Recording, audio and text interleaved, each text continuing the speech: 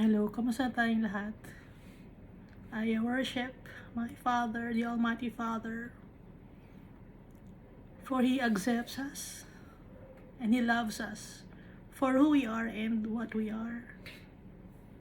He accepts us kahit ano pang itsura natin, kahit pa ano ugali natin. Ang hindi lang matanggap ni Almighty Father ay yung ating mga kadumihan, yung ating mga kasalanan. And so, He sent Jesus, our Savior, so that we may be cleansed of our sins. Maging perfect tayo like Jesus. Kaya pinadala ni Almighty Father si Jesus. At para matanggap tayo ni Almighty Father, kailangan natin si Jesus, yung kanyang blood that was shed on the cross. Never nagkasala si Jesus, and He is perfect. Someday, we will be like Jesus, perfect. For now, hindi tayo perfect. Ang dami tayong mga kapintasan. But time will come. At si Almighty Father, hindi siya nag-give up sa atin. He's not giving up on us. He's faithful to us, and so we must be faithful to Him. So, ang tao, maraming mga insecurities. No? Lahat tayo may insecurities. Dahil sa kasalanan natin yun, kaya tayo may mga insecurities. Gaya nung unang nagkaroon ng insecurity, di ba si Adan at saka si Eva. Noon sila nagkaroon ng insecurity dahil nagkasala sila. Kaya tayo, may mga insecurities din tayo. Pero dahil kay Jesus, masasave tayo. Magiging perfect tayo. Kaya lagi tayong pasalamat kay Jesus Christ, tsaka kay Almighty Father. For the love of our Father abounds, endless. It's eternal.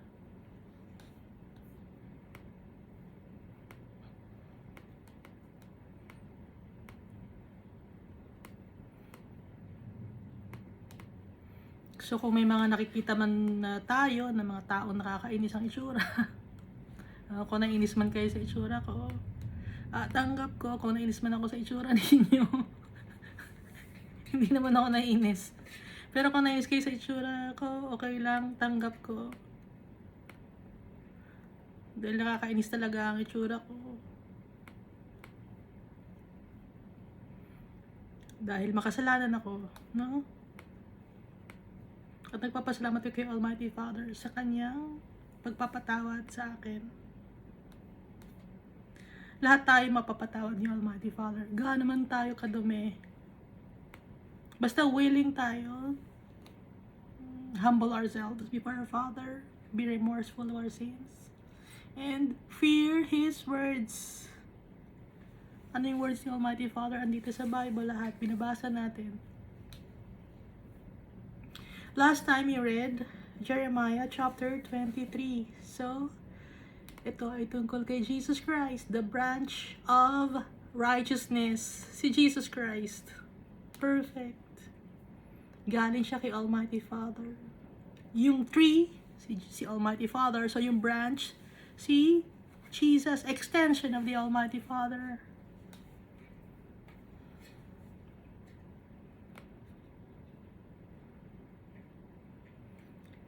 He is Yahweh Chidkenu, the Lord our righteousness.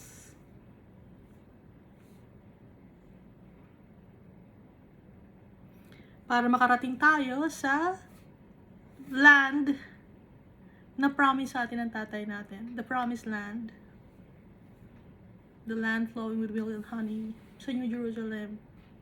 So bago tayo makapunta sa New Jerusalem, yung souls natin, mapupunta muna kay Almighty Father in heaven. And then, ibibigay na sa atin ang ating inheritance. Sabay-sabay tayo. Lahat ibibigay sa atin ang inheritance.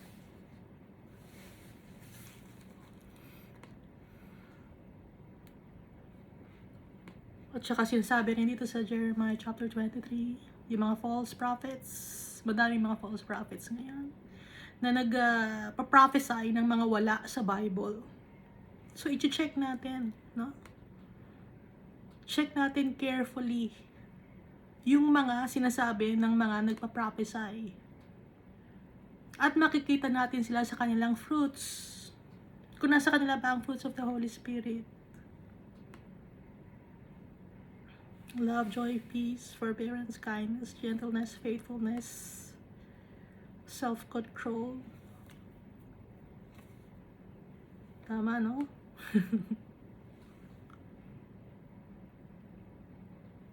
So, galit si Almighty Father sa mga prophets na sinungaling. Just to appease people, just to please people, they prophesy things which are not from the Almighty Father. Just so they could get remuneration.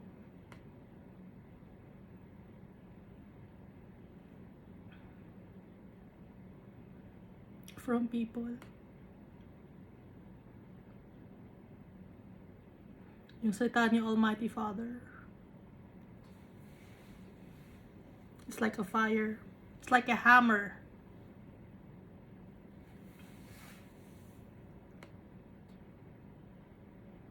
Saan against the Almighty Father? Against the Almighty Father. I'm against the prophets who steal my words, everyone from his neighbor. Ano pa? I am against the prophets who use their tongues and say, he says, ginagamit ang pangalan ni Almighty Father. Una, ang nagdanakaw ng salita ni Almighty Father galing sa kanyang mga neighbor. Okay? Ang pangalawa, ginagamit ang pangalan ni Almighty Father. Pinagkakitaan. At yung pangatlo, against those who prophesy false dreams. Kaya yung mga tao ay na-stumble. Nag-backslide.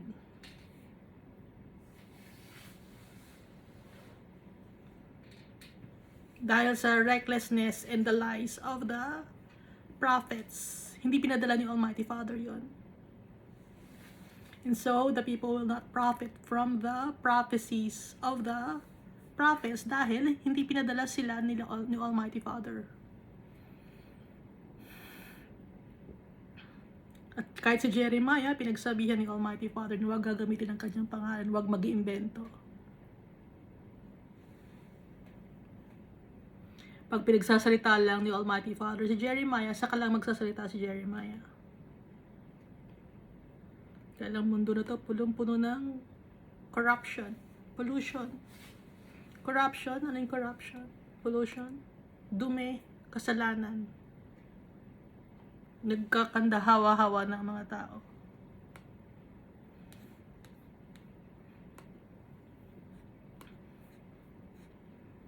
So, dito na tayo sa Jeremiah chapter 24.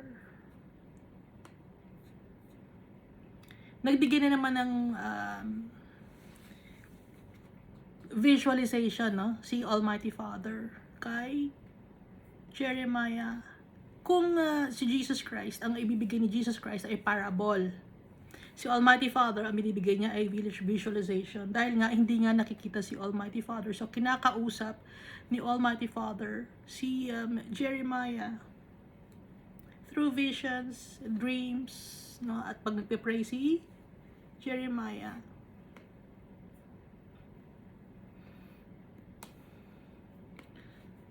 So, umpisa natin Jeremiah chapter 24. The Lord showed me, and there were 2 baskets of figs set before the temple of the Lord. After Nebuchadnezzar, king of Babylon, had carried away captive Jeconiah, the son of Jehoiakim, king of Judah, and the princes of Judah, with the craftsmen and smiths from Jerusalem, and had brought them to Babylon.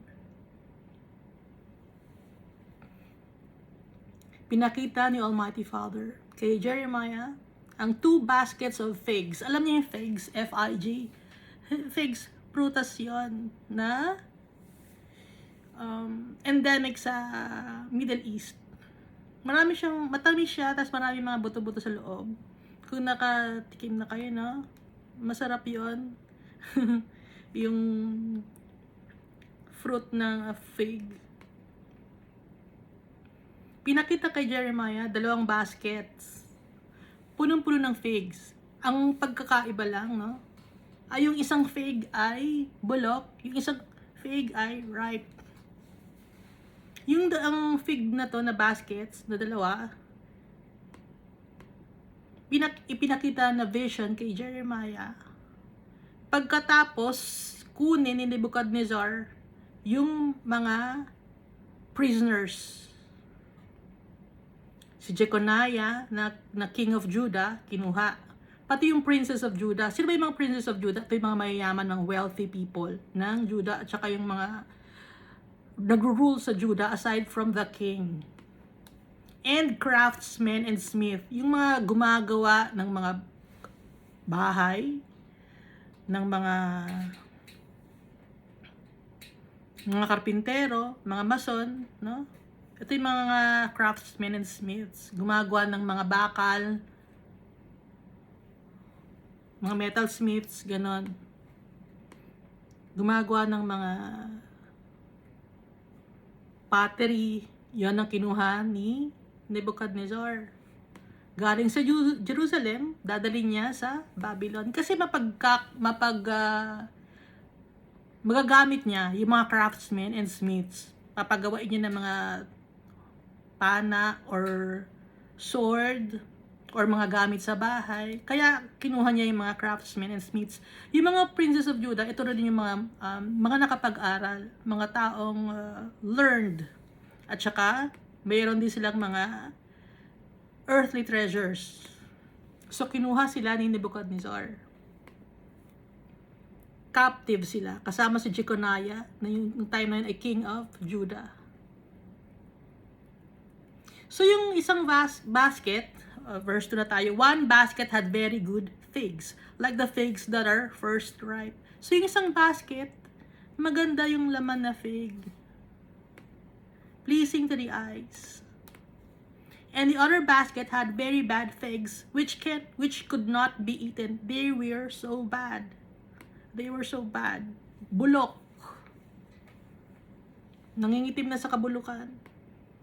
Or malambot na, hindi na pwedeng kainin.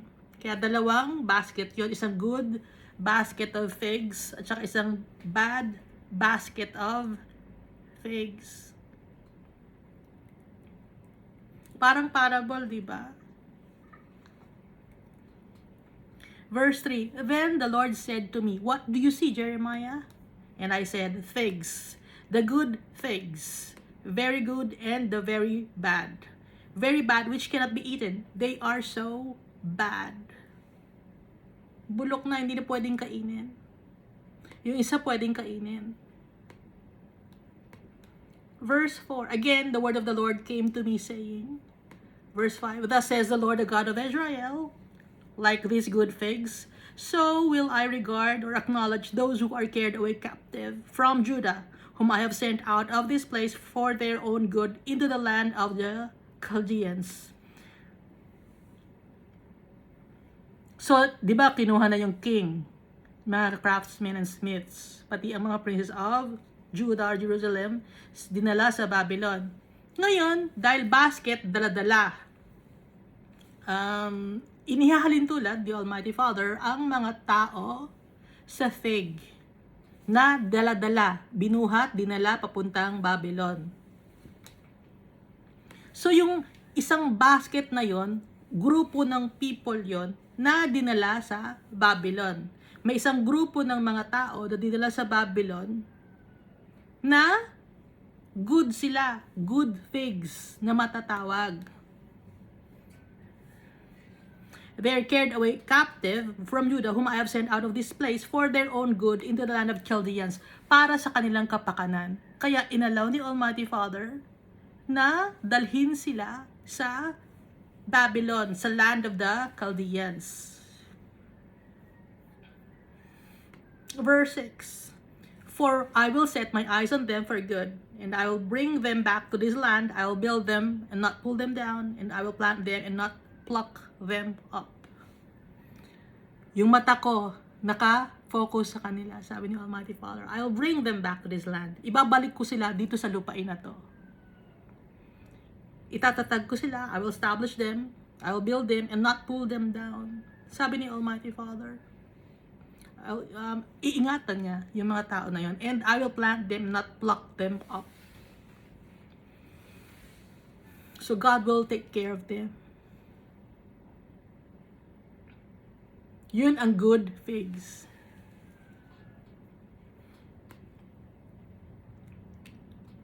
Then I will give them a heart to know me.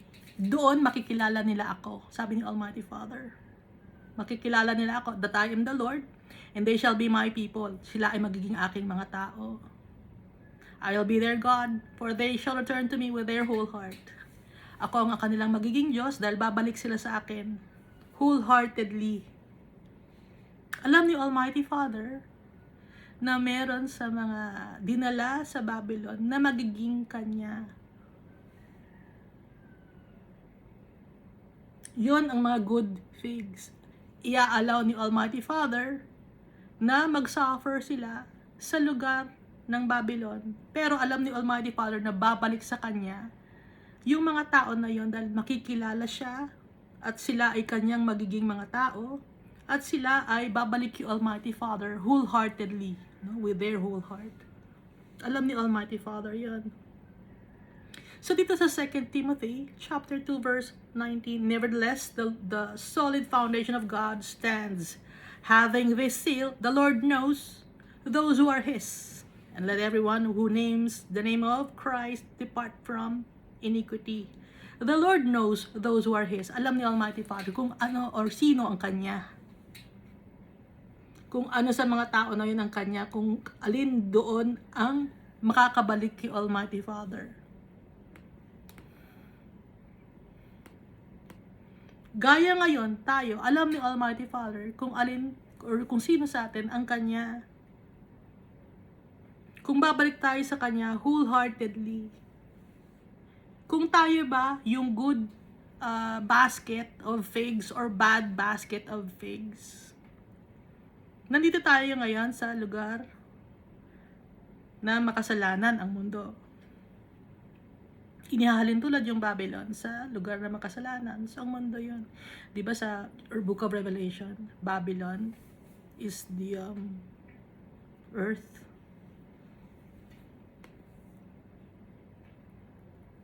Verse 8, as the bad figs which cannot be eaten, they are so bad. Surely thus says the Lord. Yung mga bad figs na basket, hindi talaga sila makakain. Sobrang bad. So will I give up Zedekiah, the king of Judah, his princes, and the residue of Jerusalem, who remain in this land, and those who dwell in the land of Egypt. Bakit nabanggit ang land of Egypt? Samantalang Babylon ang pinag-uusapan, di ba? At saka ang dinala naman ay si Jeconiah. So bakit binanggit si Zedekiah?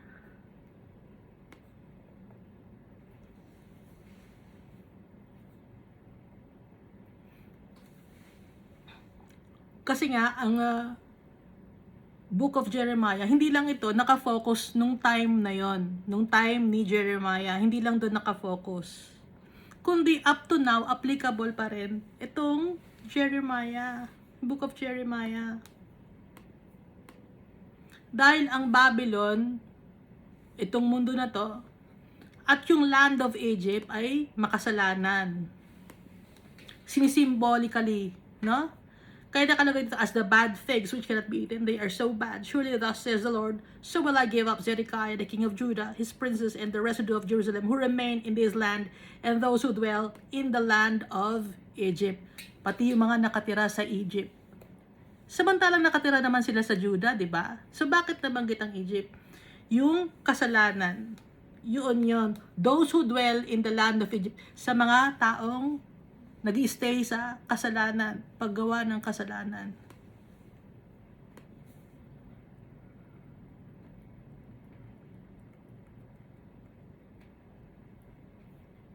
Yun yung mga nasa bad basket na puno ng figs, na rotten figs. Hindi makain. Walang kwenta. Ang mabuti pa sa bad figs na yon, na isang basket, itapon saan? Itatapon lang yon. Dahil hindi na makakain. Wala nang kwenta.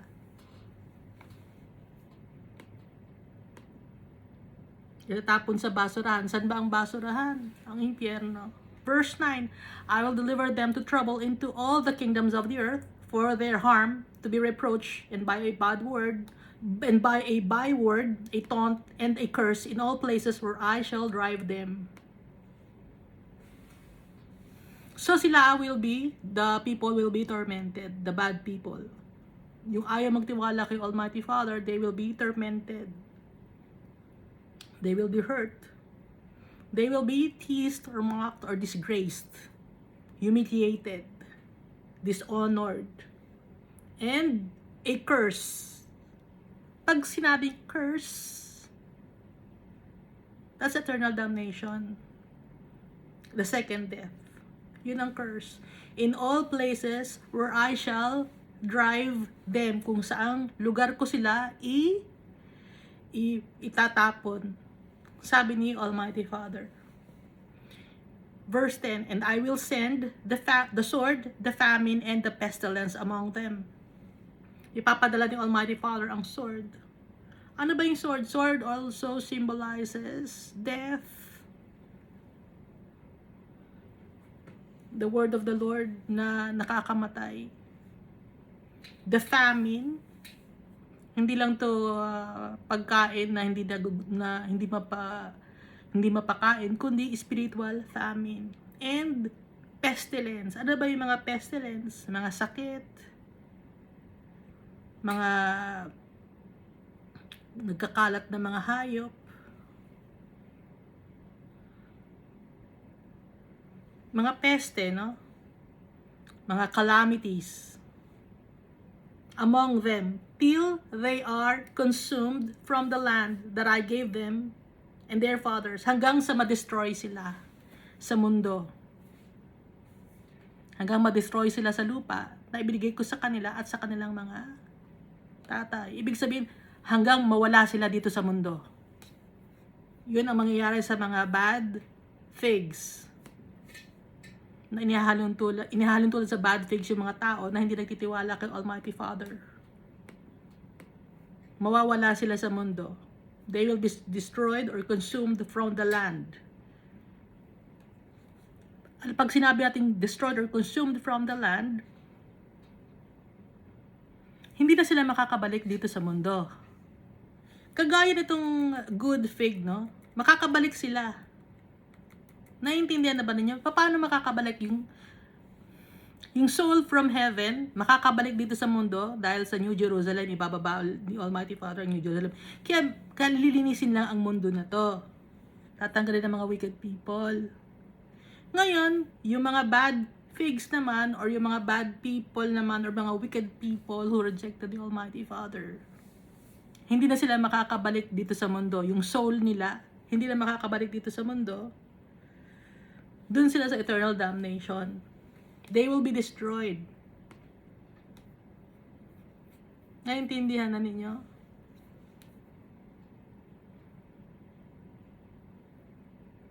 So ito yung Jeremiah chapter 24. Maikli lang siya. So ito ay yung 2 baskets of figs, no? Dito na tayo sa Jeremiah chapter 25.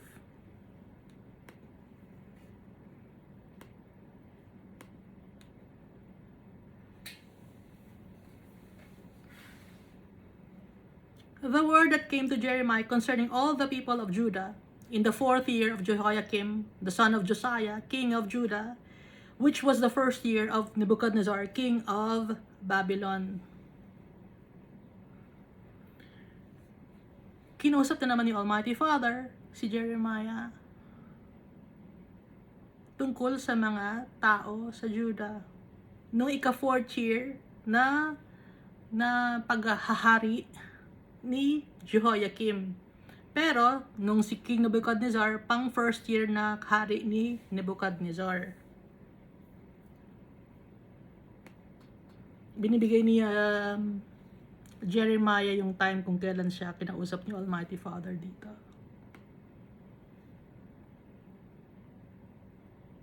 walang month na binabanggit, no? Or kung anong day. Kasi wala namang, ano nun eh, wala namang first day, second day, first day, second day, third day, fourth day. Wala namang Monday, Tuesday, Wednesday, Thursday. Walang ganun. Tsaka walang pangalan yung month. So, ang sinasabi lang ni Jeremiah ay kung kailan naging hari. Doon niya binabase yung date ng kanyang mga sinusulat. Doon binabase niya kung kailan siya kinausap ni Almighty Father. Kung sino ang hari nung time na yon. Verse 2, which Jeremiah the prophet spoke to all the people of Judah and to all the inhabitants of Jerusalem. Pag nagsasalita si Almighty Father, kinakausap niya si Jeremiah. Syempre, dapat sabihin ni Jeremiah yon sa mga tao dahil siya yung spokesperson ni Almighty Father. Nakafocus lang yung ministry ni Jeremiah sa pagpaprophesy. Dahil prophet siya ni Almighty Father, wala siyang family, wala siyang asawa, wala siyang anak dahil pinagsabihan siya ni Almighty Father to focus in working for the Almighty Father dahil ayaw ni Almighty Father na mawala yung attention niya, nawawala ang attention ni Jeremiah sa kanyang ministry. Kasi pag nag-asawa si Jeremiah, mahahati. Magkakaroon siyempre siya ng anak, magkakaroon ng asawa, tapos mag-aaway sila, ganun. Pag nagkasakit yung anak, di ba may mga ganon, gaya nung kay Zechariah. So para maiwasan niyon, yung ganung bagay, hindi niya pinag-asawa si Jeremiah. Pero, hindi masama ang mag-asawa. Kung gusto niyo mag-asawa, mag-asawa kayo. Pero isa lang ang asawa, no? Huwag yung dadamihan.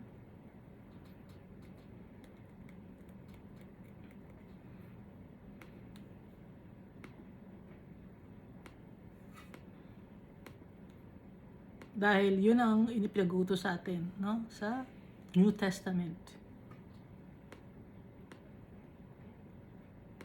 Kaya lang nagkaroon ng madaming asawa si Abraham dahil sa kanyang asawa na si Sarah. Hindi naman gusto ni Abraham yun eh. Namili si Sarah. Ayan tuloy, gano'n, no? Kahit si Jacob. Isa lang talaga dapat ang asawa ni Jacob. Pero si Laban, ibinigay niya si Leah kay Jacob. Eh, hindi naman yun ang gusto niya eh. Ang gusto niya si Rachel. Kaya nagkaroon siya ng mga asawa ng iba-iba dahil kay Laban, pati na rin dahil kay Rachel na pinilit siya natabihan yung kanyang yung assistant niya or yung maid niya. Tapos ganoon din ang ginawa ni Leah. So napilitan lang si Jacob, pati na rin si Abraham. Si Isaac, isa lang asawa niya.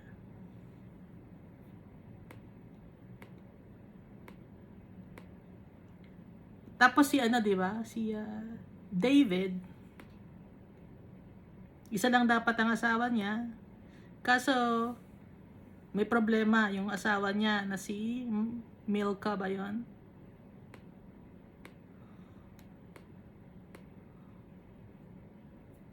Merong Diyos-Diyosan. Kaya hindi siya nabiyayaan ng anak. Si Rachel kaya nagtagal na magkaroon ng anak dahil meron din siyang Diyos-Diyosan, may rebulto rin siya. Kaya hindi sa kanya galing ang lineage ni David. Galing kay Judah. Inalaw ni Almighty Father yun dahil nakikita ni Almighty Father yung future. Alam na niya ni Almighty Father yung future. Kaya inalaw niya na si Leah ang maging nanay ni ng mga panggagalingan ng lineage ni David, at doon din manggagaling yung si Jesus Christ. Dahil kung kay Rachel manggagaling, merong history si Rachel na sumasamba sa Diyos-Diyosan. Ayaw ni Almighty Father. Naintindihan niya?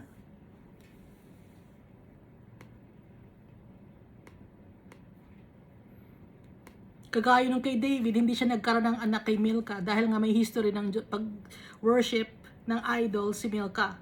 Kaya doon siya nagkaanak kay Bathsheba, na nanay ni Solomon. Dahil may history ng pag-worship ng Diyos-Diyosan.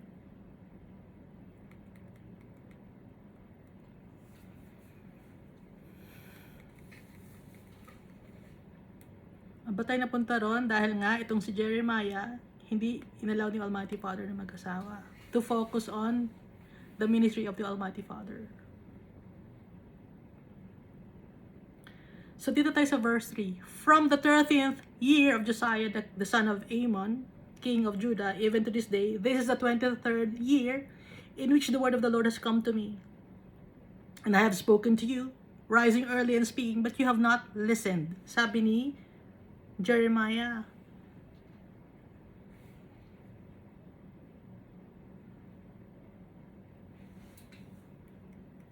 Naintindihan niyo? 13th year na ng pagiging hari ni Josiah. From the 13th year of Josiah, even to this day, nagsimula na mag-prophesy from the 13th year of Josiah si Jeremiah. Ibig sabihin matagal na siya nagpa-prophesy, pero yung mga tao hindi pa rin nagkikinig sa kanya.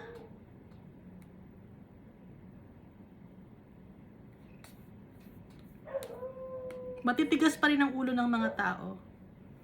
Even to this day, this is the 23rd year in which the word of the Lord has come to me. So, 23 years ng prophet si Jeremiah nung time na to. And I have spoken to you, rising early and speaking, but you have not listened. Hindi kayo nakikinig.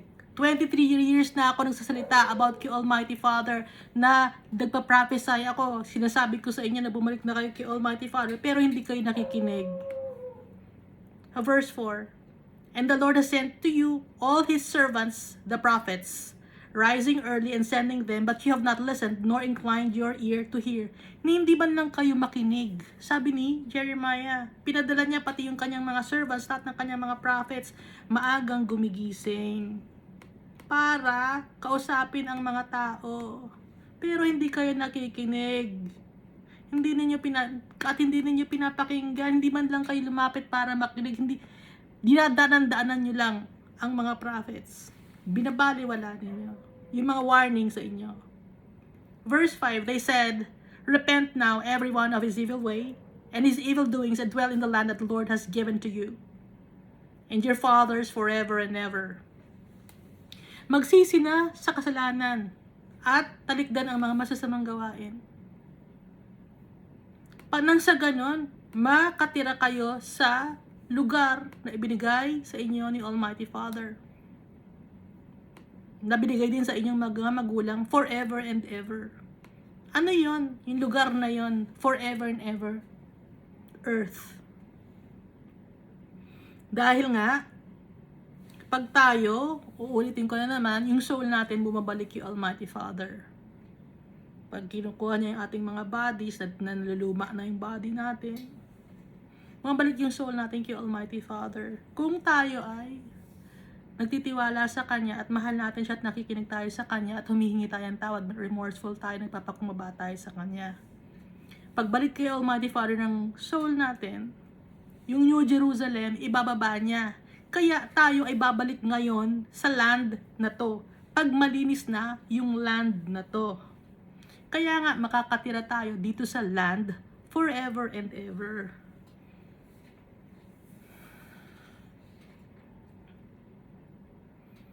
Di ba nag-promise si Almighty Father na hindi na niya gugunawin ng mundo?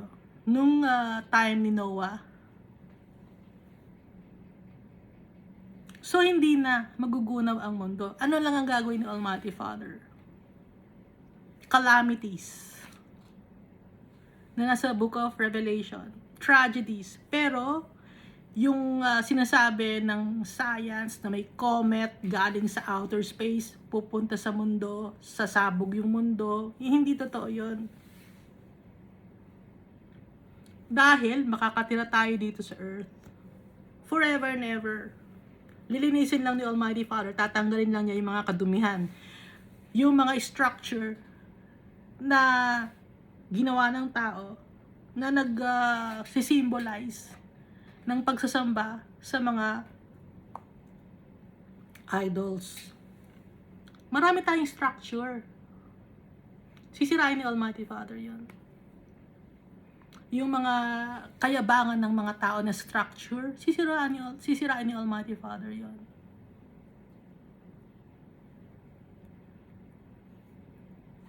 Kaya nga itong mundo magiging desolate. Kasi nga sisirain lahat, i-revamp, renovation. At pag na-renovate na, malinis na, ibababa niya ang New Almighty Father, ang New Jerusalem. At nang sa ganon, yun ang government ni Jesus Christ, it will never end. Wala nang mga wicked people nung time na yon. Okay? Verse 6, do not go after other gods to serve them and worship them. Huwag tayong sumamba sa ibang mga Diyos na paglilingkuran natin at sasambahin. Ayaw ni Almighty Father. Hindi pwede. Si Almighty Father lang ang worship natin kasi siya lang ang totoong Diyos. Siya lang ang nag-create ng mundo. Wala siyang katulong nung create niya ng mundo. Kasama niya si Jesus Christ at ang Holy Spirit and other heavenly beings. Pero si Almighty Father lahat ang gumawa. Si Almighty Father lahat ang nagplano. Kaya siya ang creator. Kaya ayaw ni Almighty Father na magsaserve tayo or mag-worship ng kahit anong mga Diyos-Diyosan, rebulto, or kahit sino mang tao na hindi nyo nakikita or nakikita man ninyo, ayaw ni Almighty Father. Dahil walang power yun. Yung mga saints na sinasamba ninyo, sumasamba ba kayo sa mga saints? Sino ba mga saints?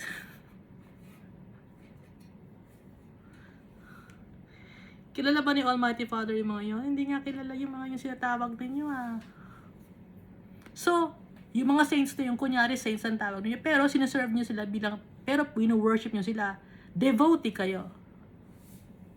So, kung devotee kayo, ano ba sabihin ng devotee? Devote.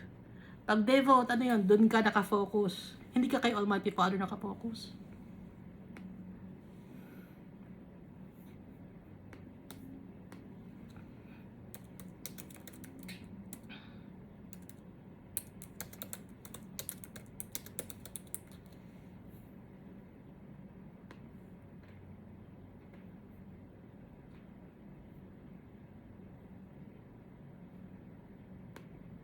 Kaya dapat kay Almighty Father tayo nakafocus. At kay Jesus Christ dahil may power and authority na binigay si Almighty Father kay Jesus Christ and the Holy Spirit.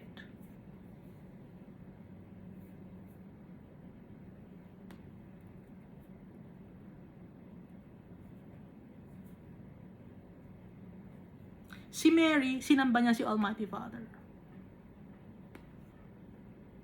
So kung si Mary, sinamba niya si Almighty Father, tayo, sinong sasambahin natin? Si Almighty Father. Bakit si Mary ang sasambahin mo?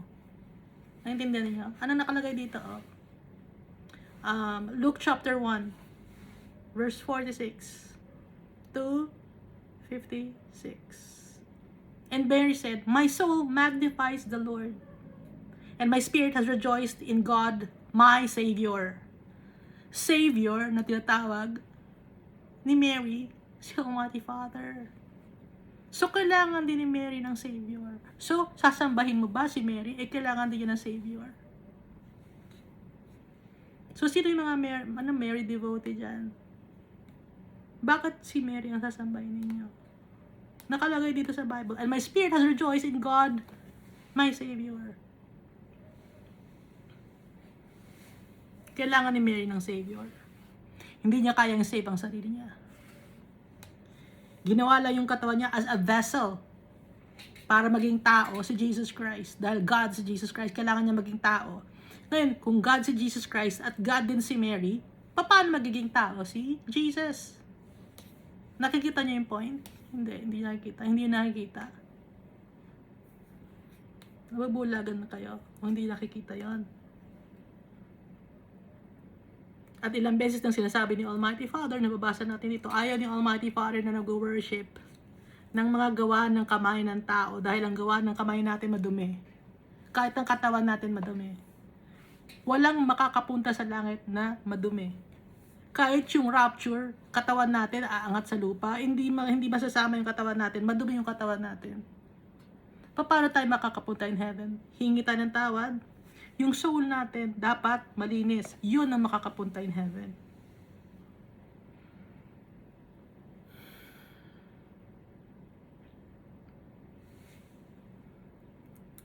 Si Jesus Christ, yung katawan niya, napunta in heaven. Bakit? Never nagkasala sa Jesus Christ. Malinis yung katawan niya.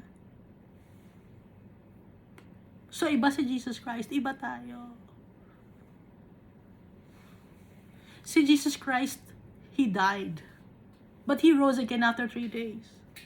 Yung rapture, ang concept nun, hindi ka mamamatay. You will go straight to heaven. Ano yun? Lamang pa ba tayo kay Jesus Christ? Si Jesus Christ nga, namatay, nabuhay eh. Tapos tayo ba, lamang tayo, angat agad sa langit, kasama katawan? Ang dumi ng katawan natin. Iaturo yun eh, John Darby, mali yun. Kasi nungalingan ni Satan yun.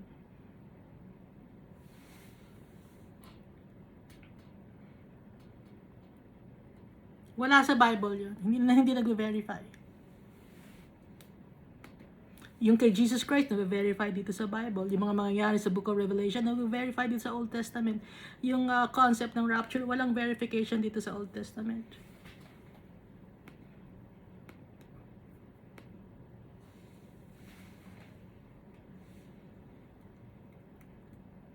Kaya hindi ako pwedeng sumali sa iba't ibang mga religion ninyo. I believe in my Father. I trust my Father. I trust His words. Hindi ako pwedeng sumali sa mga denomination ninyo.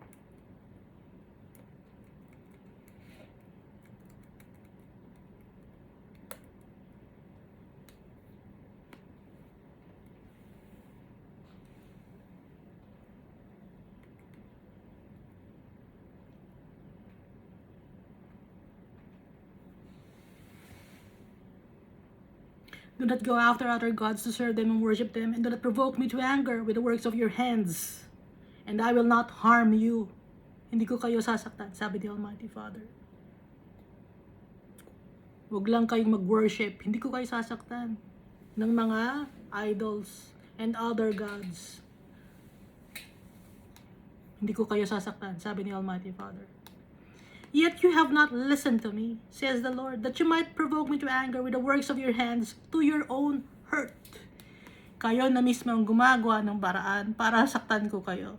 Sabi ni Almighty Father, dahil gusto niyo akong magalit, pinagsasabihin ko kayo ng mga bagay na huwag niyong gagawin. Pero ginagawa niyo yung mga bagay na yon, kaya kayo na mismo ang gustong sumakmanakit ng sarili ninyo dahil hindi kayo nakikinig. Sabi ni Almighty Father.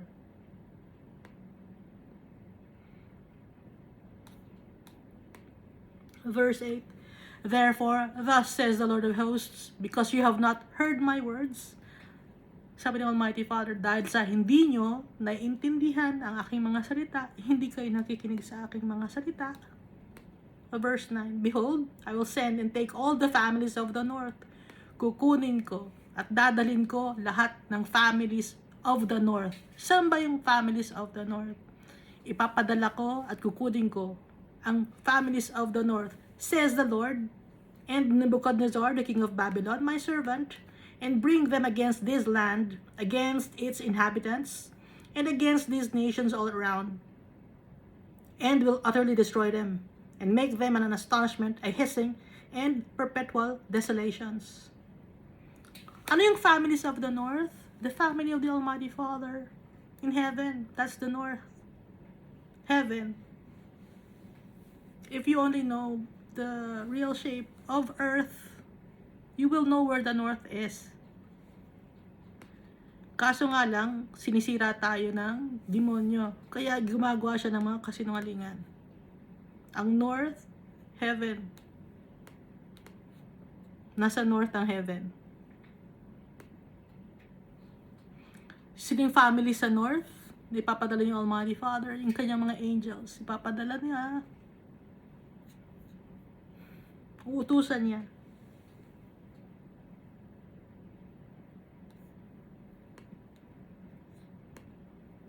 Para saktan ang mga tao.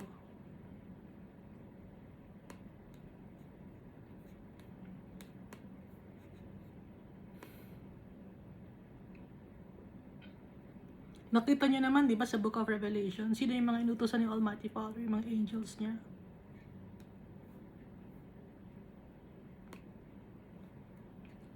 Kung nabasa nyo yung Book of Revelation, nandun. Verse 10, moreover, I will take from them the voice of mirth and the voice of gladness, the voice of the bridegroom and the voice of the bride, the sound of the millstones and the light of the lamp. Naintindihan ninyo? Tatanggalin ko ang boses ng kagalakan, boses ng mga kinakasal.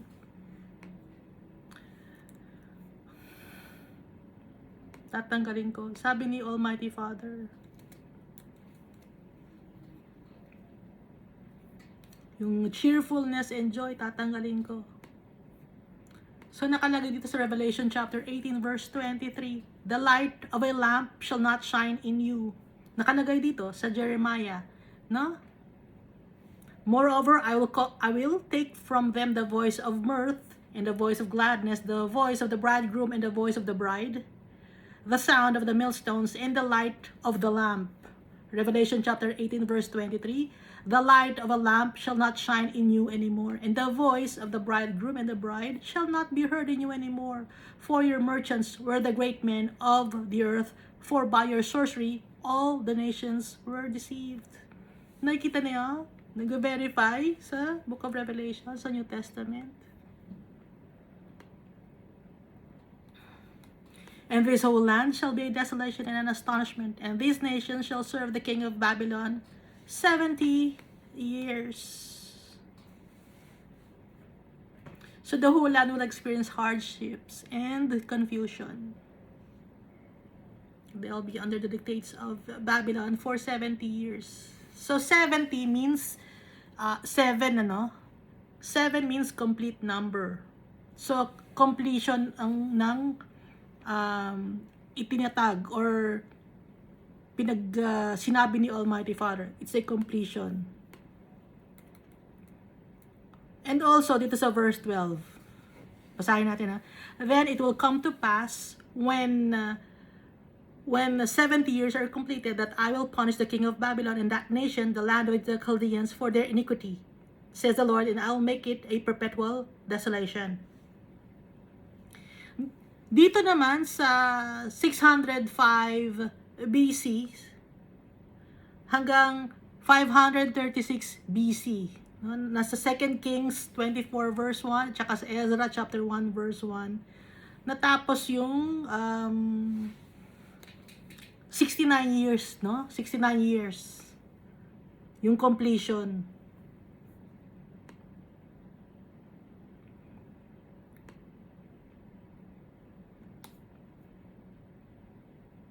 69 to 70 years yung completion ng pagre-reign.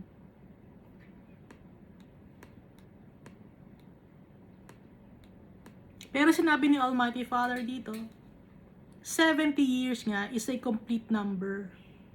7 means 7 is a complete number. Yung 70 years, completion ng kanyang, anong tawag doon? Pagtatatag. Completion ng kanyang salita. Paparusahan niya yung King of Babylon at yung nation ng Babylon. Sino yung nation ng Babylon? Sino yung King of Babylon? Di ba, ang binanggit dito sa taas, ang king of Babylon, si Nebuchadnezzar, ang aking servant. Sabi niya, may servant, Nebuchadnezzar. Dahil si Nebuchadnezzar, nagkaroon siya ng takot kay Almighty Father. Di ba nabasa natin sa Book of Daniel? Nagkaroon siya ng takot kay Almighty Father. So, naging maayos siya kay Almighty Father. Hindi porque hindi siya Jew, hindi siya mapupunta in heaven. Dahil at the latter part of his life, nagkaroon siya ng takot kay Almighty Father, remorseful siya, nagpakumbaba siya kay Almighty Father. Kaya mapupunta siya sa heaven. Okay? Pero, yung mga sumunod na sa kanya na king, hindi na. Wicked na yung king na yon. At ang mundo na to, kinoconsider din to na Babylon. And I will make it a perpetual desolation. It's still happening up to now. It's perpetual desolation of the land. Kung anong sinabi ni Almighty Father nangyayari.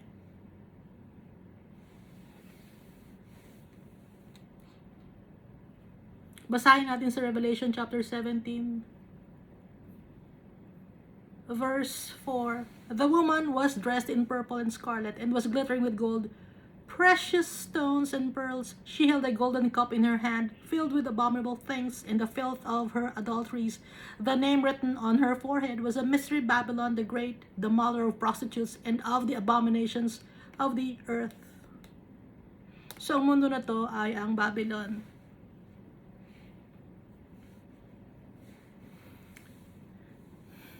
Kailangan pagdaanan ng mga Juda, mga Judeans, ito, yung maging captive sila ng Babylon, kasi magiging example din yon para sa atin as a visualization, na magiging captive tayo ng Babylon. Ngayon nga, captive na tayo ng Babylon, din niya bala. Mga ginagawa natin mga kasalanan, nandito na tayo ngayon sa Babylon. Baka sabihin na, hindi, iba-ibang country yan, tsaka luma na yan. Hindi, up to now. Hindi tayo iba-ibang country. Nakikita niyo nagsasama-sama ng mga nasyon. Group of nation na tayo. Isang grupo na tayo. It's Babylon. Di ba may isang nag-rule sa atin?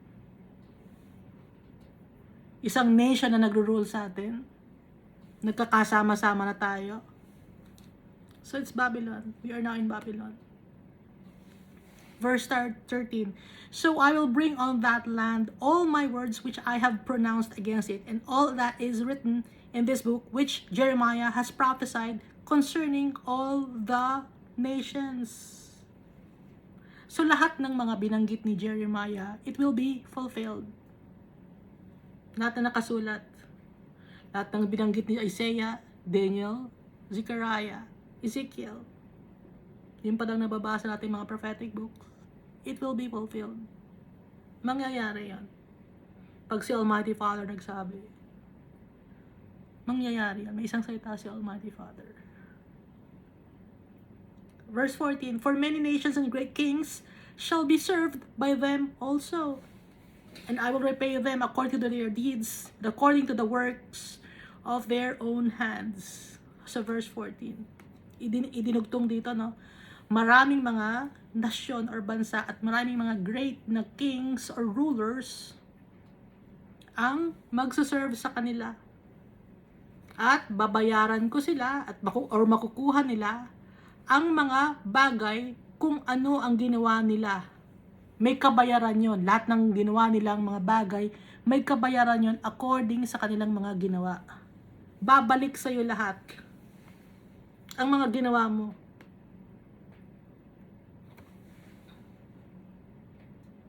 So, our Father will deal with us according to the wicked things that we did. Example, pinurusahan mo yung tao, paparusahan ka rin ni Almighty Father. Sinaktan mo yung tao, sasaktan ka rin ni Almighty Father in one way or the other. In any forms. Pinintasan mo yung tao, pipintasan ka rin ni Almighty Father, masasaktan ka rin. according to the deeds, according to the works of their own hands. Kung ano ang ginawa mo, babalik sa atin yung mga ginawa natin. Ibabalik ni Almighty Father yung pain that we cause other people.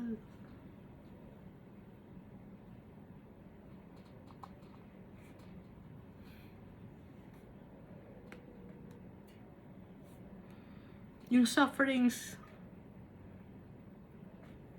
na ipinaramdam natin sa mga tao, ibabalik sa atin ni Almighty Father as punishment.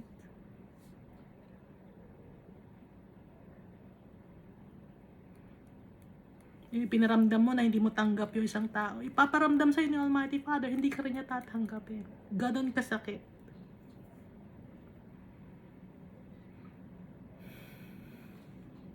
Kung ano ang naramdaman ng tao na sinaktan mo, mas matindi pa doon ang mararamdaman mo. Dahil si Almighty Father ang mag-avenge sa mga tao na mga nasaktan. Pero dahil lahat tayo, nanakit tayo ng tao, lahat tayo masasaktan. Lahat tayo mapapunish. Oo, kahit ako. Lahat tayo may punishment.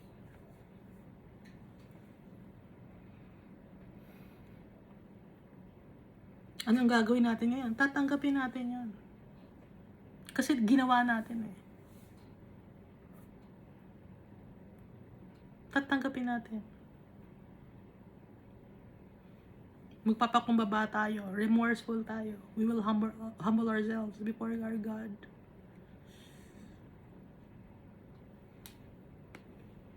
Kaya yung mga gumagawa ng mga kadumihan or kasinungalingan or kasamaan, itigilan natin.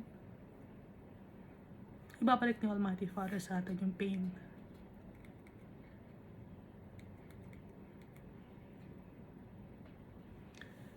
Verse 15, for thus says the Lord God of Israel to me, take this wine cup of fury from my hand and cause all the nations to whom I send you to drink it.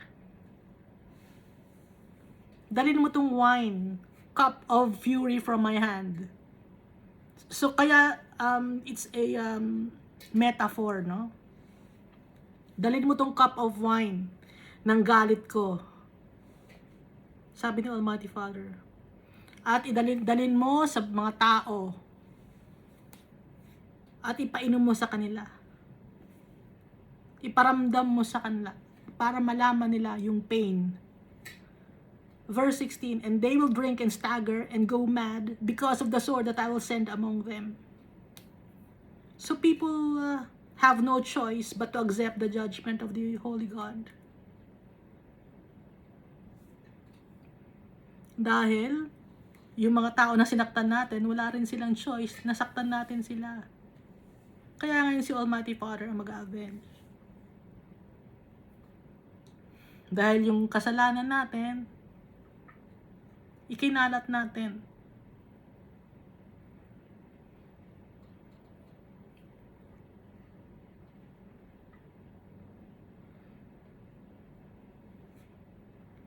Verse 17, then I took the cup from the Lord's hand and made all the nations drink to whom the Lord had sent me. At ang ginawa ni Jeremiah, sinabi niya lahat sa mga tao kung ano ang mga punishment, yung message ni Almighty Father. Sinabi niya lahat sa mga tao. He made it known to people. And up to now, pinapaalam sa atin ni Jeremiah. Dahil inutusan siya ni Almighty Father. Kaya natin nababasa sa Bible. Kasali rin tayo doon. Baka sabihin nyo, hindi, nasa Old Testament yan. Oo, nasa Old Testament. Kaya nasa Old Testament, nasa Old Covenant. Okay? Nasa Old Covenant. Pero dahil dumating na si Jesus, mapapatawad na tayo sa ating mga kasalanan. But, merong mga repercussions, yung mga kasalanan natin. May mga effect yun. Kaya hindi tayo makakapagtago. Kaya tayo ngayon nasasaktan, dahil nakasakit tayo ng tao. So, applicable pa rin hanggang ngayon. Baka sabihin niyo, hindi ko deserve to. Deserve natin to. Tanggapin natin. Masakit. Pero tatanggapin natin. It's our punishment. Kailangan tayong matuto. Kung hindi natin tatanggapin, hindi tayo matututo.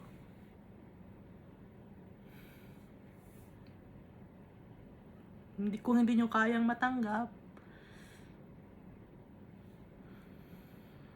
hindi kayo magsisisi. Hindi tayo magiging remorseful. Hindi tayo magbabago. Hindi natin susundin si Almighty Father. Mapapunta tayo sa kapahamakan.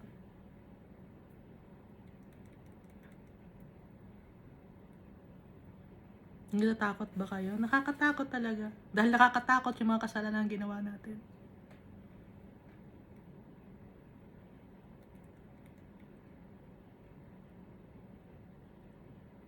Yung sakit na ipinadama natin sa mga tao, nakakatakot talaga. Kaya yung kaparusahan ay nakakatakot din.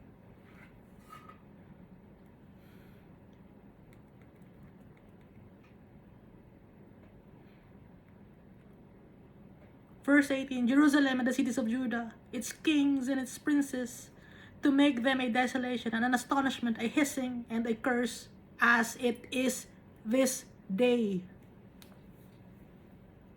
Nakasulat, from this day forward, as it is this day. Sabi ni Jeremiah. Pinasabi ni Jeremiah. Pinasabi ni Almighty Father kay Jeremiah, Jerusalem and the cities of Judah, lahat ng tao, its kings and its princes, to make them a desolation, an astonishment, a hissing, and a curse, as it is this day. So binanggit dito kung sino yung mga mapaparusahan. Pharaoh, king of Egypt, his servants, his princes, all his people.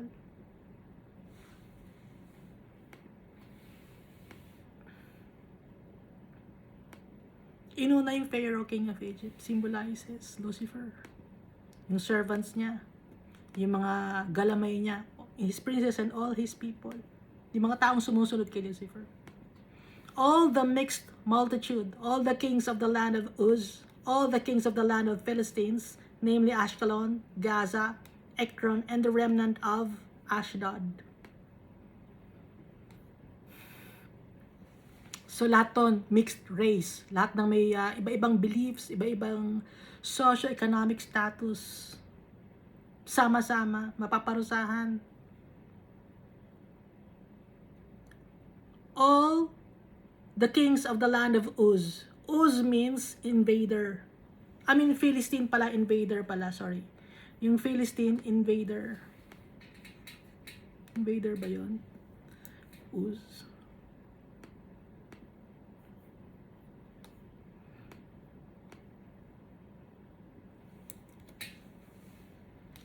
Counsel yung Uz, or advice.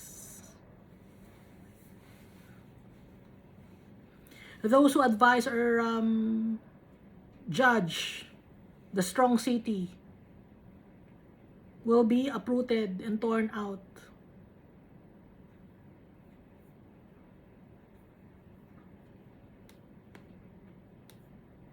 Philistine means invaders. Ashkelon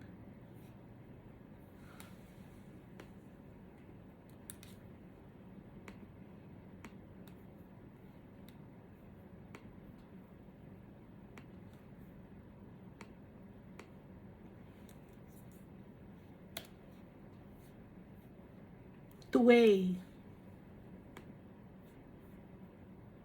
Gaza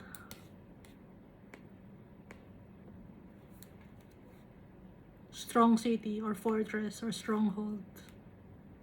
Ekron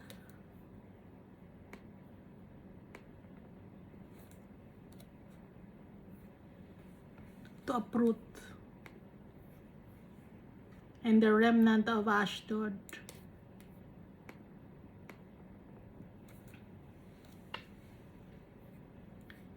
theft, thievery, mga magnanakaw. Yun ang paparusahan ni Almighty Father. Iba-ibang mga race, iba-ibang mga beliefs, iba-ibang socio-economic status in life, yung mga nag-invade ng land, yung mga nagnanakaw ng lupain, yung mga abusado, yung mga hindi naman kanya, inaangkin niya yung lupa. Those who advise or counsel, ito yung mga judge na mga corrupt, yung nagbibigay ng counsel na mali-mali, nag-a-advise ng para sa ikapapahamak ng tao or or walang justice. Yung mga tao na arrogant, yung nag-oppressed. Alam niyo yung nag-oppressed na mga tao, oppressor.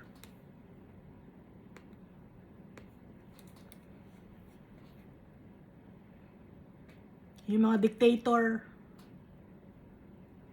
tormentor, torturer, yung mga nagto-torture ng mga tao, nambubuli ng mga tao, nananakit ng mga tao, tsaka yung mga magnanakaw, at tsaka yung sumasamba kay Dagon or Dagon, remnant of Ashdod. Yung mga tao sa Ashdod, sumasamba sila kay Dagon or Dagon. Kilala niyo si Dagon? Siyempre hindi niyo si Dagon. I-check niyo si Dagon, ang itsura ni Dagon, yung sombrero ni Dagon, kung makikita niyo yung sombrero ni Dagon, i-search niyo sa internet. Korteng, bibig ng isda. Yung sombrero ni Dagon, na isang wino-worship ng mga Ashdod. Meron ba kayong kilala na ang sombrero ay korteng bibig ng isda? Ang sombrero niya? Meron. Tignan ninyo yung sombrero ni Dagon. Verse 21. Sino pa yung mga mapaparusahan? Si Edom. Edom means red. Makasalanan. At ibinenta niya yung kanyang birthright. Those who sell their birthright for a measly meal. Konting, para lang sa barya, ipinagbenta mo yung integridad, yung birthright mo, para magkaroon ka lang ng pera. Yung Moab naman, yung kasalanan ng tatay mo, ginaya mo. Yun, mapaparusahan yung kasali yun. Kasalanan ng tatay mo, ginaya mo. Ito namang the people of Ammon, nasa verse 21 na tayo. Kasalanan ng mga kaibigan o relatives mo. Sumama ka. Nakisali ka sa kasalanan ng mga kaibigan mo at ng mga relatives mo.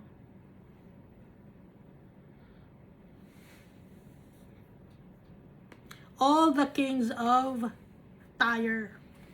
Tyre symbolizes, it's literally, it's rock. So, yung may mga puso na ruthless and without mercy. Yan ang mapaparusahan ni Almighty Father. Iniisa-isa ni Almighty Father.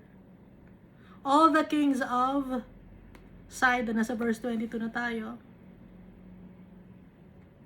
Yung mga tao na nag-iimpluwensya para magkasala ang ibang tao. Yun ang symbolizes ng kings of the sea, Sidon. And the kings of the coastlands which are across the sea. Yung mga nag-backslide. Mapaparusahan. Verse 23, Dedan. Those who suck the life out of people. Kasi Dedan means breast or milk, no? Na dede. Kasi kaya nga Dedan. So, you suck the life out of the people. Ginagamit mo yung tao. Manggagamit ka. Yon. Nangaabuso ka ng tao. Kasali sa mapaparusahan. Tema is means arrogant people. Mga mayayabang. All who harbor ill feelings towards people, merong hatred or contempt, meron kang hinanakit sa kapwa-tao mo na ayaw mong patawarin yung tao mo. Yun nagsisymbolize ng itong buzz or buzz. And all who are in the farthest corners. Sino ba yung nasa farthest corners? Those who are not seeking the Holy Father, the Almighty Father. Malayo kay Almighty Father. All the kings of Arabia, and all the kings of mixed multitude who dwell in the desert.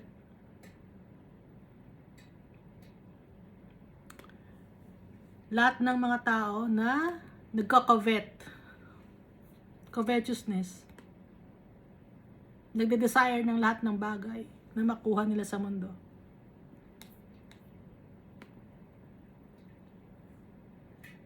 At saka yung mga tao na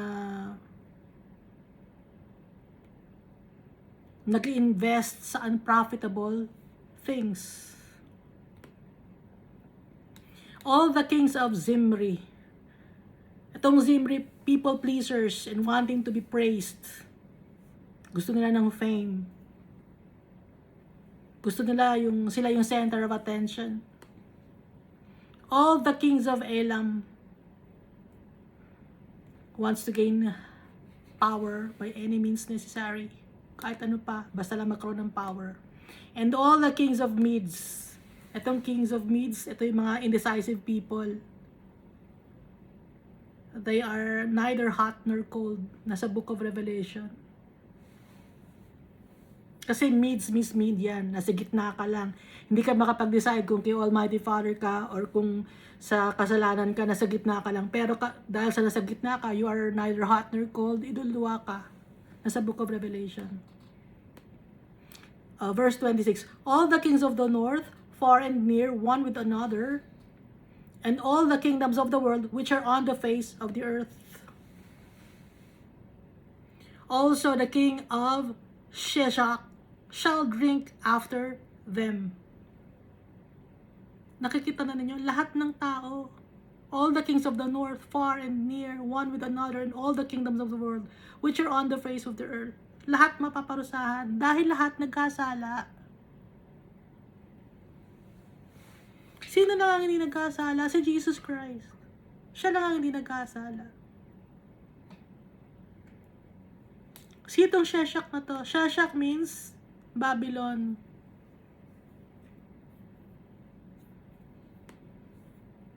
Na nakipag-partake sa Babylon.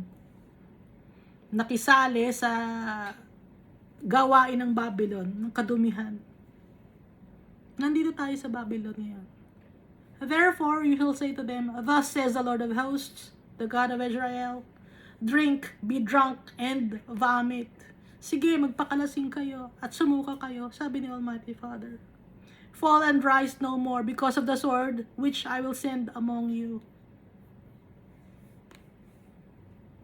So, the Almighty Father is giving to us what we deserve. He's giving to us what we did.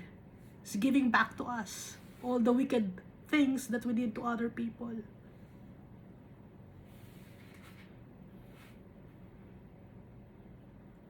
Anong example nito? Example, no, nagsinungaling ka sa kapwa-tao mo. Ano ngayon ang mangyayari sa'yo? Pagsisinungalingan ka rin ng mga tao. Aapihin ka rin ng mga tao. Masasaktan ka. Naintindihan na ninyo? Kung nang bubuli ka ng mga tao, ibubuli ka rin hanggang sa gusto mo nang mamatay.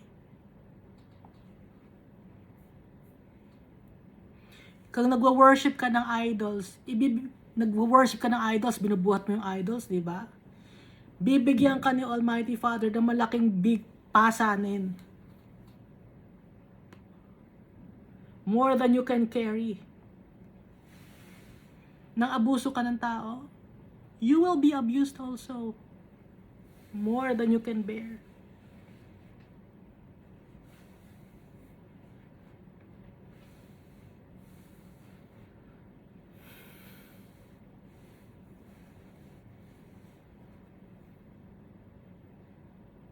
Ito magalit si Almighty Father. Napakabagmahal yung Almighty Father.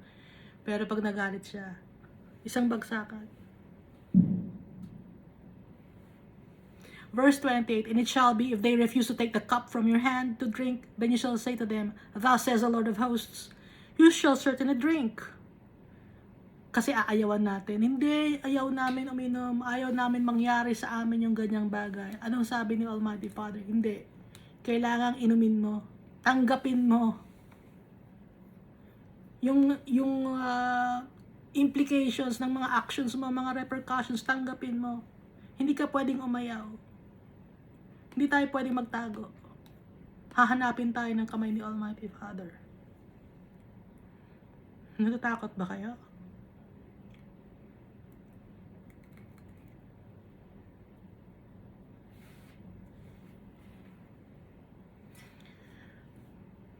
For behold, I begin to bring calamity on the city which is called by my name. Ano ibig sabihin nito? Magpapadala si Almighty Father ng tragedy, calamity sa mundo, which is called by my name. Bakit called by my name? Dahil itong mundo na ito, ginawa ito ni Almighty Father. And should you be utterly unpunished? Hindi ba kayo dapat parusahan? You shall not be unpunished. Kayo ay mapaparusahan, ibig sabihin. Hindi pwedeng hindi kayo maparusahan. For I will call for a sword on all the inhabitants of the earth. Nakalagay all. For I will call for a sword on all the inhabitants of the earth. All the inhabitants of the earth. Lahat ng nakatira sa mundo. I will call a sword. What is a sword? Death.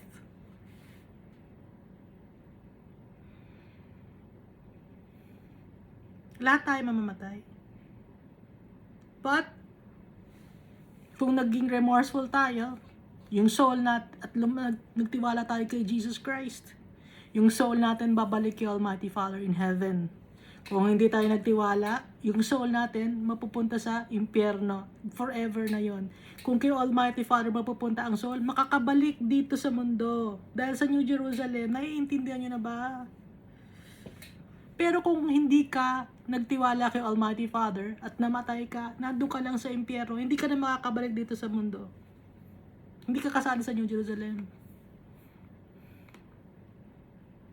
Verse 30. Therefore prophesy against them all these words and say to them, the Lord will roar from on high and utter his voice from his holy habitation. Yung boses ni Almighty Father. He will roar from heaven. Sabi ni Almighty Father. Forewarn people. Give them warnings.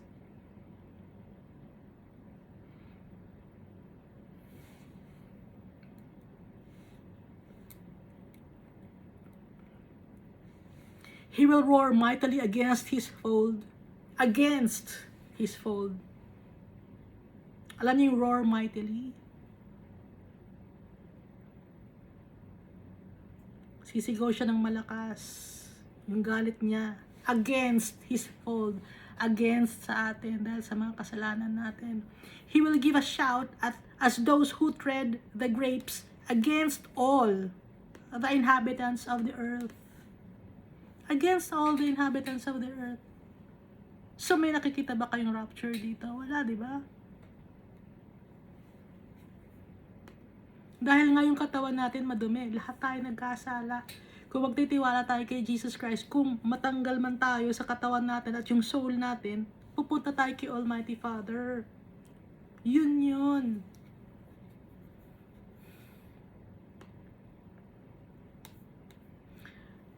Malakas ang sigaw ni Almighty Father dahil sa kasalanan natin. He will give a shout as those who tread the grapes.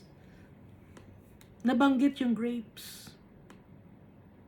Revelation chapter 14 verse 18. And another angel came out from the altar who had power over fire, and he cried with a loud cry to him who had the sharp sickle, saying, thrust in your sharp sickle and gather the clusters of the vine of the earth, for her grapes are fully ripe.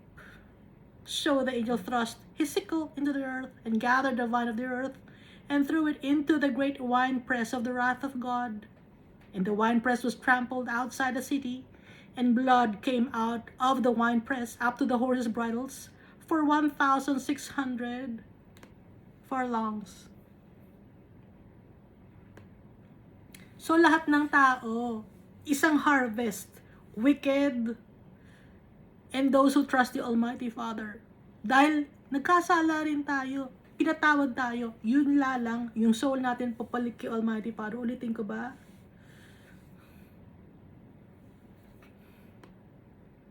Maihiwalay yung soul ng wicked at yung soul na nagtitiwala kay Almighty Father.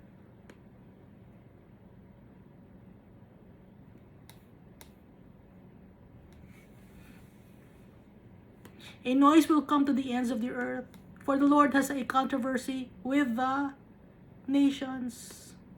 He will plead his case with all flesh. He will give those who are wicked to the sword, says the Lord. For the Lord has a controversy with the nations.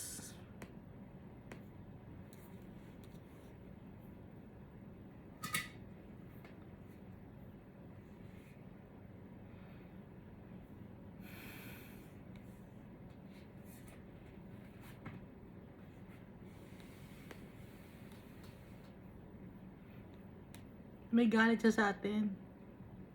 Dahil nga, hindi tayo tumitigil sa kasalanan natin.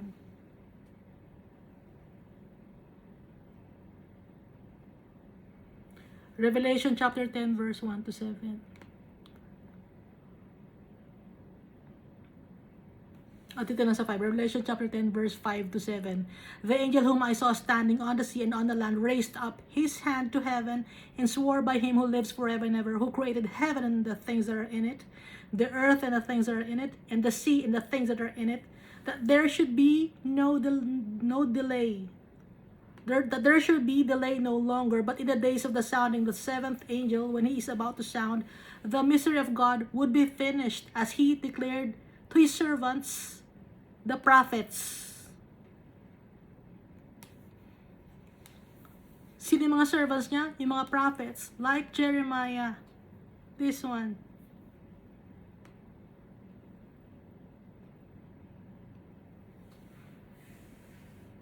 Jeremiah, Isaiah, Ezekiel, Zechariah, Daniel, yung palang nababasa natin, kaya yung palang ang binabanggit ko.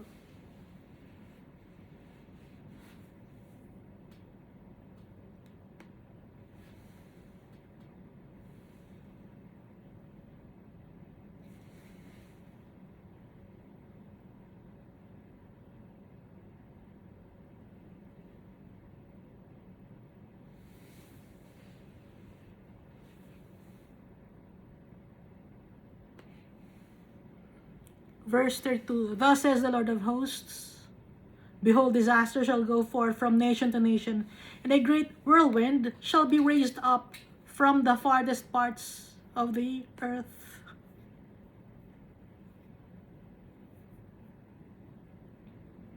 Disaster shall go forth from nation to nation.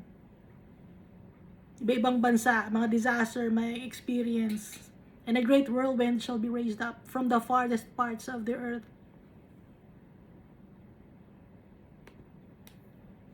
Ano ba yung mga disaster na yon? The seven angels with seven trumpets, hail and fire mixed with blood, and it was hurled down on the earth. The second angel sounded his trumpet, and something like a huge mountain all ablaze was thrown into the sea. The third angel sounded his trumpet, and a great star blazing like a torch fell from the sky on the third of the rivers and on the third of the springs of water. The fourth angel sounded his trumpet, and a third of the sun was struck, and a third of the moon, and a third of the stars, so that a third of them turned dark, and the third of the day was without light, and also a third of the night. The fifth angel sounded his trumpet, and I saw a star that had fallen from the sky to the earth. The star was given the key to the shaft of the abyss. The sixth angel sounded his trumpet, and I heard a voice coming from the four horns of the golden altar that is before God. it said to the sixth angel who had a trumpet, "Release the four angels who are bound at the great river Euphrates."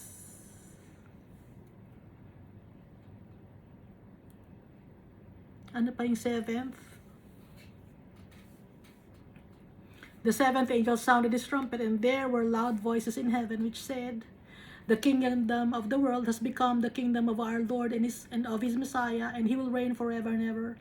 And the 24 elders who were seated on their thrones before God fell on their faces and worshipped God, saying, "We give thanks to you, O Lord God Almighty, the one who is and who was, because you have taken your great power and have begun to reign. The nations were angry, and your wrath has come. The time has come for judging the earth and for rewarding your servants, the prophets, and your people who revere your name, both great and small, and for destroying those who destroy the earth." Then God's temple in heaven was opened, and within his temple was seen the ark of his covenant, and there came flashes of lightning, rumblings, peals of thunder, an earthquake, and a severe hailstorm.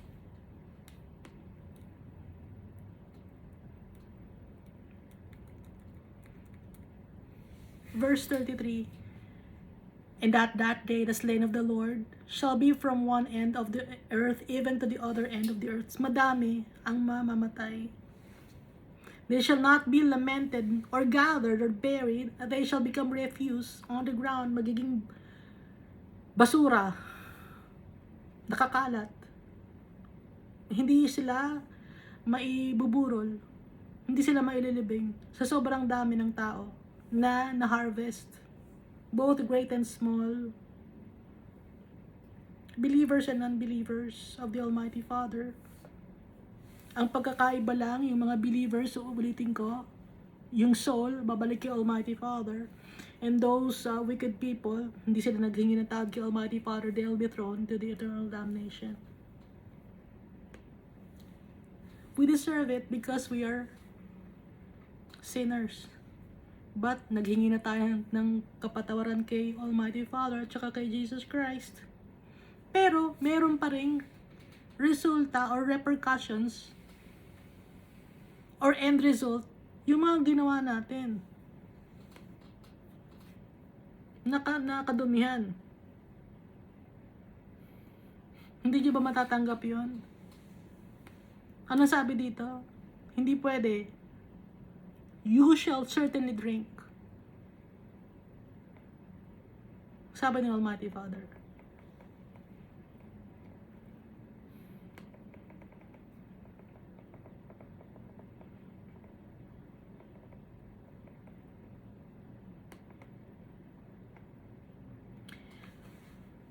"Wail, shepherds, and cry. Roll about in the ashes, you leaders of the flock. For the days of your slaughter and your dispersions are fulfilled. You shall fall like a precious vessel."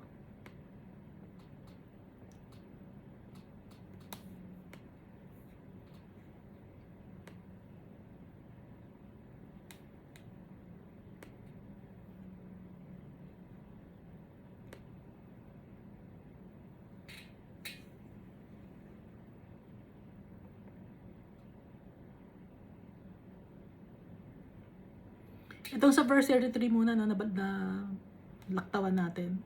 Sa verse 33, Revelation chapter 14, verse 14, "And I looked, and there before me was a white cloud, and seated on the cloud was one like a son of man, with a crown of gold on his head and a sharp sickle in his hand. And then another angel came out of the temple and called in a loud voice to him who was sitting on the cloud, 'Take your sickle and reap, because the time to reap has come, for the harvest of the earth is ripe.'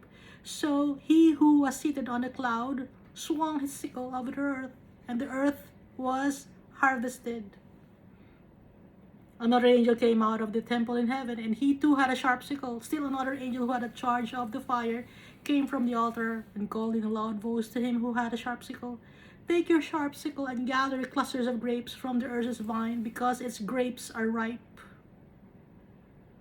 The angel swung his sickle on the earth, gathered its grapes, and threw them into the great winepress of the wrath of God. They were trampled in the winepress outside the city.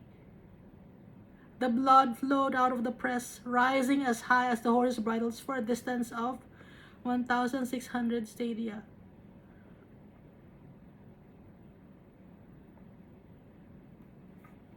Wail shepherds, verse 34, wail shepherds and cry, roll about in the ashes, you leaders of the flock, for the days of your slaughter and your dispersions are fulfilled. You shall fall like a precious vessel. Lament and mourn those who are religious leaders, the shepherds. Pagsabihan yung mga flocks ninyo, yung mga members.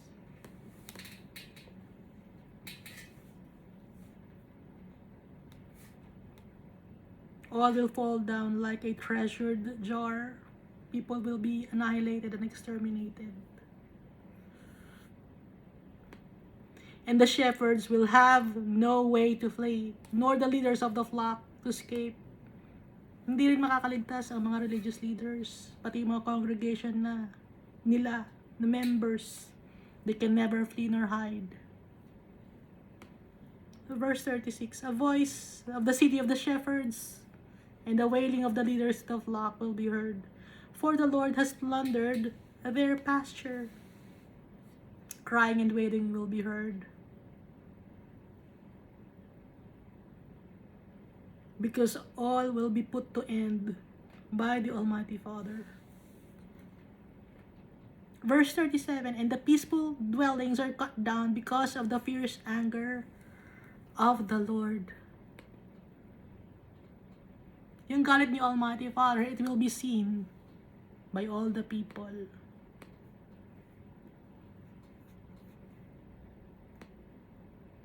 Verse 38, he has left his lair like a lion, for their land is desolate because of the fierceness of the oppressor and because of his fierce anger. Sa sobrang galit ni Almighty Father, he turned his back from the people due to their wickedness.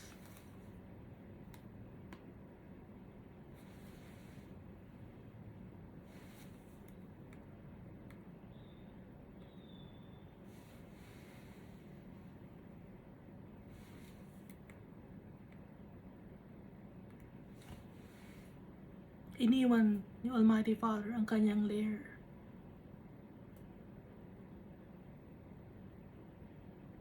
Pati ang land nasira. Maraming mga casualties because of the anger of the Almighty Father.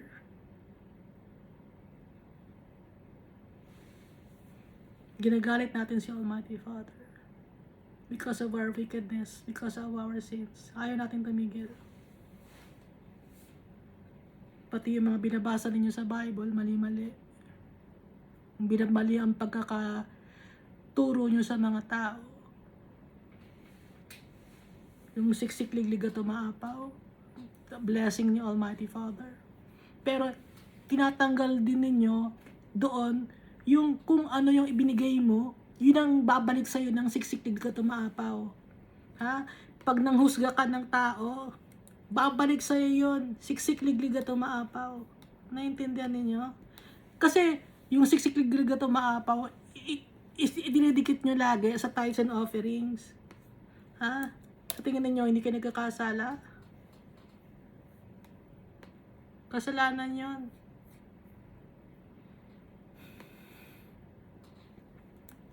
Puro kayo materialism. Gusto niyo lagi pera. Sino ba nagturo sa inyo nun?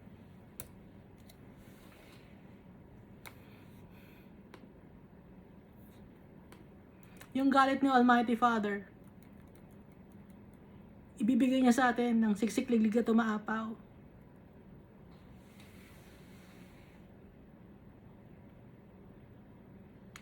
Luke chapter 6, verse 37.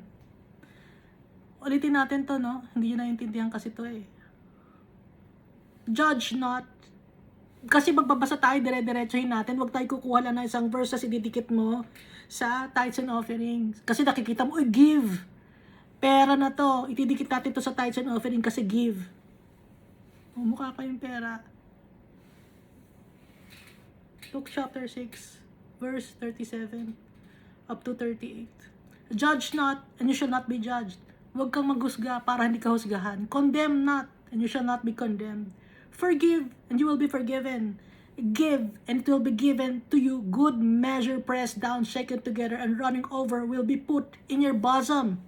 For with the same measure that you use, it will be measured back to you. Kung ano yung ibinigay mong panukat, yun din ang ibibigay na panukat sa'yo. Kung nagbigay ka ng paninirang puri, yun din ang ibabalik sa'yo, mas doble pa. Siksik-lig dito maapaw. Nakikita nyo na yung ibig sabihin nito. Bakit hindi nyo naiintindihan ito?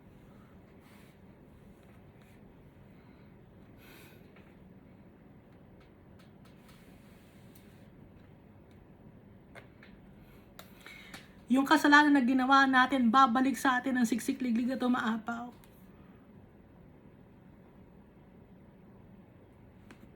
Yung kaya yung galit ni Almighty Father sa atin dito, sa nakalagay sa Jeremiah chapter 25, siksik-liglig na maapaw na babalik sa atin.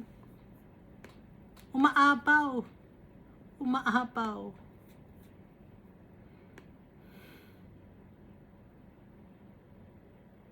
Kung anong pinang-measure mo sa tao, ano bang pinang-measure natin sa tao? Panghusga, pananakit, pagnanakaw, pang-abuso, kayabangan. Mag-uumapaw yun na babalik sa atin. At masasaktan tayo dahil nag-uumapaw eh. Mas matindi pa sa pag-uumapaw. Dahil si Almighty Father, bibigyan niya ng justice yung sarili niya. Naintindihan ninyo? Kaya wag nyo itong ididikit, yung salita na to, sa paghihingi ng pera sa mga tao. Itong give and it will be given to you good. Hindi ito tungkol sa pera. Hindi ito tungkol sa offering. Tungkol ito sa panghusga ng mga tao. Tungkol ito sa kasalanan.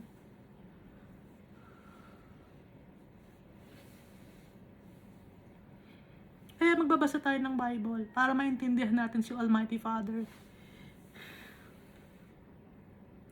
Kaya nga diba sabi ni Almighty Father, nabasa natin, worthless shepherds. Sino yung mga shepherds, pastors, religious leaders, preachers, priests? Worthless. Nakakahiya kay Almighty Father. Lahat tayo.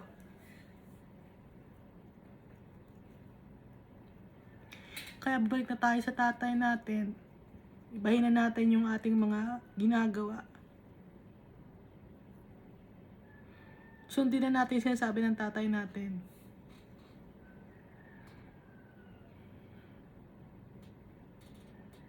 Lahat tayo may sword. Mabibigyan ng sword. Lahat tayo. Ang kaibahan nga lang ng mga nagtitiwala kay Almighty Father, nagtitiwala kay Jesus Christ, malilinis tayo sa kasalanan natin at babalik tayo sa tatay natin, yung kalawalawa natin, yung soul natin. Yun ang difference nun. Naiintindihan niyo pa ba o hindi pa? Bakit hindi niyo naiintindihan?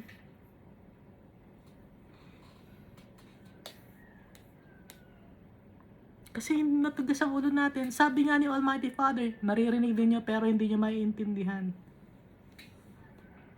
Alam ni Almighty Father. At patuloy pa rin gagawa ng kasalanan ng mga tao.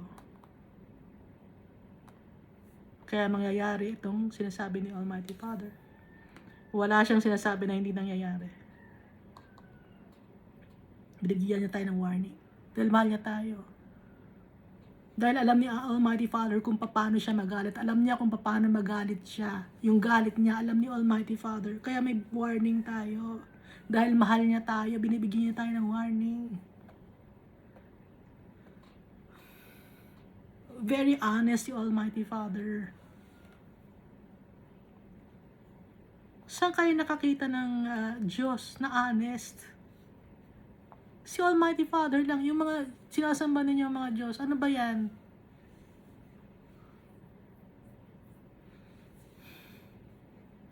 Yung mga sinasamba niyo mga Diyos, no? Aside from the Almighty Father, na talagang holy and loving, yung ibang mga sinasamba ninyong Diyos,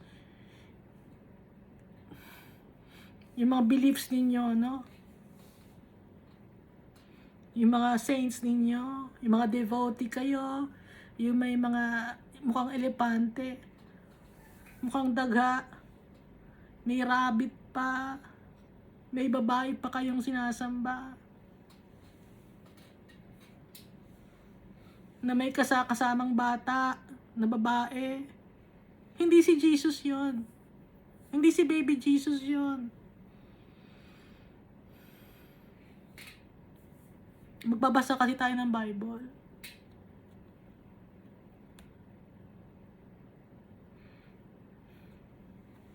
Ginagawa ko to para kay Almighty Father kasi mahal ko siya. Naiintindihan ko yung sinasabi niya. Kaya sinishare ko sa inyo. Ngayon wala akong magagawa kung ayaw ninyo. Dahil alam ni Almighty Father, ayaw ng mga anak niya. Ayaw ng mga tao. Kung ayaw ninyo, mas gusto kong na matuwa sa akin si Almighty Father. Kaya ginagawa ko to. Kahit hindi kayo matuwa, kahit magalit kayo sa akin. Hindi ko kailangan ng validation ng tao. Ang kailangan ko si Almighty Father. Si Jesus Christ, ng Holy Spirit. Siya ang kailangan ko ang validation ng tatay ko. Kaysa sa validation ng tao, ang tao paiba-iba ng utak, paiba-iba ng isip, wicked ang tao.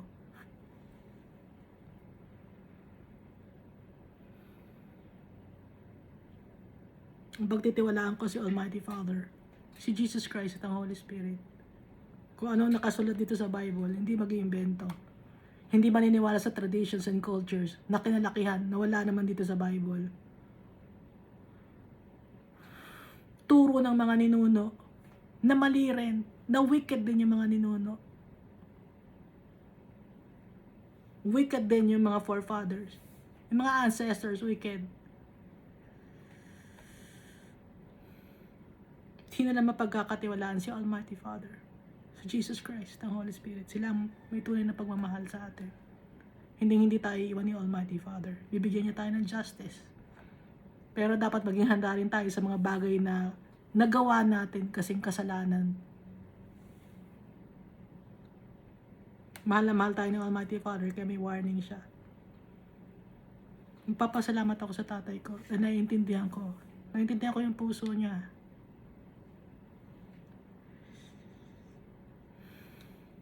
Huwag natin galitin si tatay natin, si Almighty Father. Huwag natin siyang galitin. Bakit niyo ba siya ginagalit?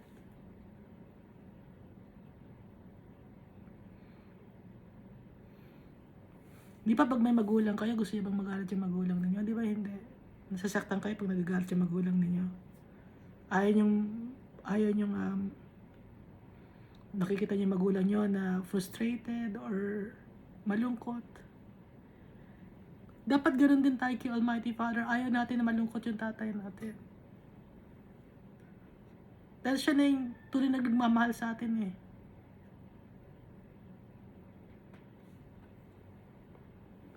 Sana maintindihan natin yung pagmamahal ni Almighty Father. Maintindihan natin hindi ko alam kung naiintindihan ninyo ako.